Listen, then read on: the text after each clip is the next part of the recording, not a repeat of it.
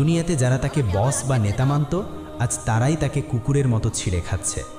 1000 কোটি বছর পর তার কোনো বন্ধু নেই, কোনো সাথী নেই, সে সম্পূর্ণ একা। প্রিয় দর্শক, এই সত্যটি ভয়ের, কিন্তু তার চেয়েও বেশি ভয়ের হলো আমাদের গাফিলতি। আজ আমরা শান্তিতে ঘুমাচ্ছি, শয়তান আমাদের কানের কাছে এসে বলছে, আরে আরও সময় আছে, পরে নামাজ পড়ব, পরে ভালো হব। কিন্তু যে ইবলিস 1000 কোটি বছর পরও নিজের দোষ অস্বীকার করবে, তার কথায় আপনি নিজের আখেরাত বরবাদ করছেন কেন? সে তো প্রকাশ্য শত্রু। সে তো চায় আপনিও তার সাথে সেই আগুনের সিন্ধুকে বন্দী হন। সে একা পড়তে চায় না, সে আপনাকে সাথে নিয়ে পড়তে চায়। এখনও সময় আছে। আপনার বুকের বাম পাশে যে হৃৎপিণ্ডটি ধুকপুক করছে, ওটা থামার আগেই ফিরে আসুন। আল্লাহর দয়ার দরজা এখনও খোলা। আসুন আজই তওবা করি, শয়তানের প্ররোচনা থেকে আল্লাহর কাছে পানাহ চাই। হে আল্লাহ, আমাদের এবং আমাদের পরিবারকে জাহান্নামের সেই ভয়াবহ শাস্তি থেকে রক্ষা করুন। ইবলিসের ধোঁকা থেকে আমাদের ঈমানকে হেফাজত করুন। আমিন। জাযাকাল্লাহু খাইরান। শাস্তি, লাঞ্ছনা আর অপমানের 1000 কোটি বছর পার হওয়ার পর আল্লাহর হুকুমে ইবলিস আজ কথা বলবে। সে তার অনুসারীদের উদ্দেশ্যে শেষ ভাষণ দেবে। সে কাঁপতে কাঁপতে মিম্বারে দাঁড়ালো। কোটি কোটি জাহান্নামী চুপ করে আছে। আগুনের শব্দ ছাড়া আর কোনো শব্দ নেই। সবাই অপেক্ষা করছে হয়তো ইবলিস কোনো সুসংবাদ দেবে। কিন্তু ইবলিস যা বলল তা ছিল তাদের কফিনের শেষ পেরেক। সে বলল, আল্লাহ তোমাদের সত্য ওয়াদা দিয়েছিলেন, আর আমি তোমাদের মিথ্যে ওয়াদা দিয়েছিলাম। আজ আল্লাহ তার ওয়াদা পূরণ করেছেন, আর আমি আমার ওয়াদা ভঙ্গ করলাম। তোমরা কেন আমার দিকে তাকিয়ে আছো? আমি তো তোমাদের ওপর জোর করিনি, আমি তো তোমাদের হাত ধরে পাপ করাইনি। আমি শুধু ডাক দিয়েছিলাম, ইশারা করেছিলাম। তোমরা তো সেই ডাকের অপেক্ষাই ছিলে। তোমরা তো চাইতেই পাপ করতে। তাই আজ আমাকে দোষ দিও না, নিজেদের দোষ দাও। আজ আমি নিজেও বাঁচতে পারছি না, তোমাদের কিভাবে বাঁচাবো? কি নিষ্ঠুর বাস্তবতা! এই কথা শোনার পর জাহান্নামীদের আশা চিরতরে নিভে গেল। তারা বুঝতে পারল এই 1000 কোটি বছর ছিল মাত্র শুরু। অনন্তকাল এভাবেই চলতে থাকবে। ভাষণ শেষ। ফেরেশতারা আবার ইবলিসের গলায় আগুনের বেড়ি পরিয়ে দিল। তাকে আবার সেই লোহার সিন্দুকের দিকে টেনে নিয়ে যাওয়া হচ্ছে। সে জানে আগামী 1000 কোটি বছর তাকে আবার সেই সিন্দুকে একা থাকতে হবে। সে জানে আল্লাহ আর কোনোদিন তার দিকে দয়ার নজরে তাকাবেন না। তার শাস্তি চলতেই থাকবে। চামড়া পুড়বে, আবার গজাবে, জাক্কুম খাবে, হামিম পান করবে।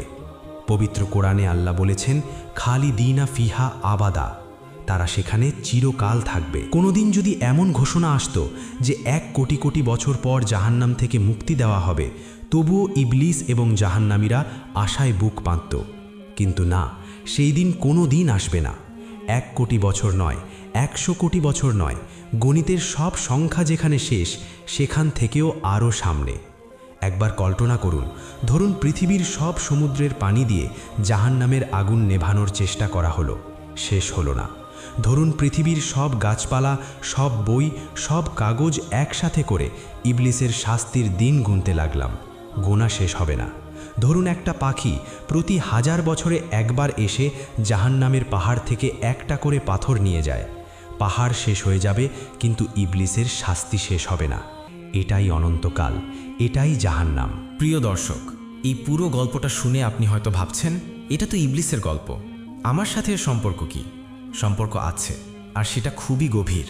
কারণ সেই একই ইবলিস আজও আপনার কানের কাছে ফিসফিসিয়ে বলছে, আরে এখনই নামাজ পড়ার দরকার কি, পরে পড়বে, একটু গান শুনলে কি হবে, আল্লাহ তো ক্ষমাশীল, মিথ্যা বললে কি এমন ক্ষতি, সবাই তো বলে, হারাম খেলে কি হবে, দুনিয়াতে তো এনজয় করতে হবে। আর আপনি তার কথা শুনছেন, ঠিক যেভাবে লক্ষ কোটি মানুষ আগে শুনেছিল। আর আজ তারা কোথায়? জাহান্নামে, ইবলিসের সাথে আগুনে জ্বলছে, চিৎকার করছে, কিন্তু মুক্তি নেই। ইবলিস আপনার বন্ধু নয়, সে আপনার প্রকাশ্য শত্রু।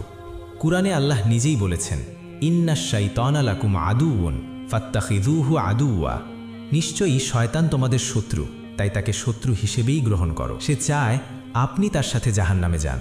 সে একা পুড়তে চায় না, সে চায় আপনিও তার সাথে সেই আগুনের সিন্ধুকে বন্দী হন। কিন্তু সিদ্ধান্ত আপনার হাতে।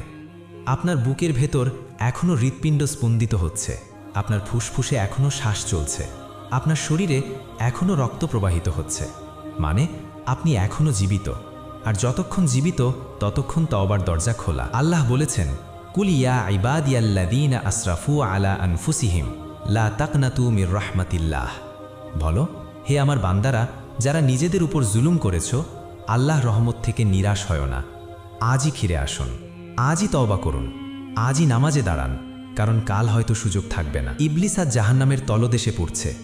1000 কোটি বছর পার হয়েছে, আরও হাজার হাজার কোটি বছর পার হবে, কিন্তু শেষ হবে না, কারণ অনন্তকালের কোনো শেষ নেই। তার অপরাধ ছিল অহংকার, আমি তার চেয়ে ভালো। এই একটি বাক্য তাকে নিয়ে গেল অনন্ত ধ্বংসের দিকে। আর আপনি, আপনার অপরাধ কি হবে?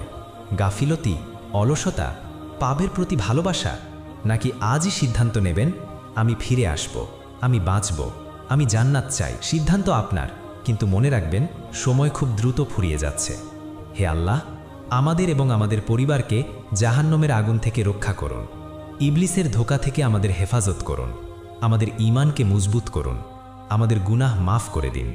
আমিন। এই ভিডিওটি শুধু আপনার জন্য নয়, এটি আপনার পরিবারের জন্য, বন্ধুদের জন্য, সহকর্মীদের জন্য, প্রতিবেশীদের জন্য। তাদের সাথে শেয়ার করুন। কে জানে, হয়তো এই ভিডিও দেখার পর কারো জীবনের মোড় ঘুরে যাবে।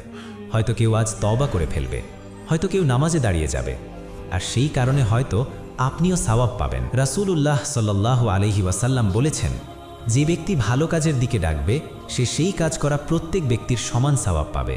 তাই দেরি